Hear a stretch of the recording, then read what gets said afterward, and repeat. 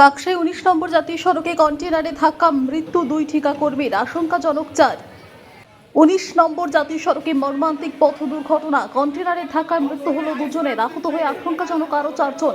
মৃত ওই আহতরা জাতীয় সড়ক কর্তৃপক্ষের ঠিকাকর্মী। ঘটনাটি ঘটেছে শনিবার বিকেলে পশ্চিম বর্ধমান জেলার দুর্গাপুরের কাকসা থানার রাজবাঁধে।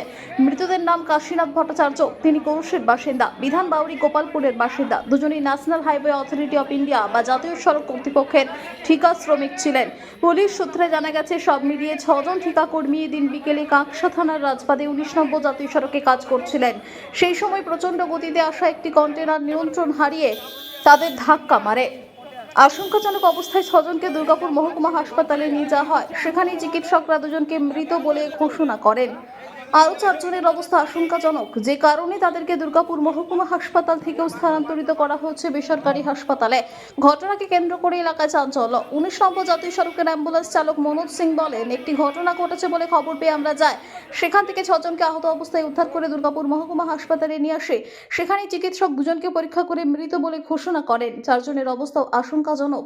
পুলিশ জানায় কি করে ঘটনা ঘটেছে খতিয়ে দেখা হচ্ছে। আমাদের কাছে খবর এসেছে যে আমাদের লেবার গাড়িতে কোনো কন্টেনার হিট করেছে। আমরা ইমিডিয়েট খবর পেয়ে যাই স্পটে, তখন এই অবস্থা দেখি যে আমাদের লেবাররা ইনজুর্ড আছে।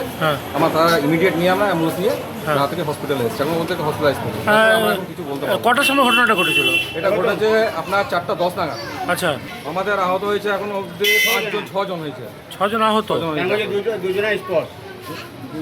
দুজন এখন মারা গেছে।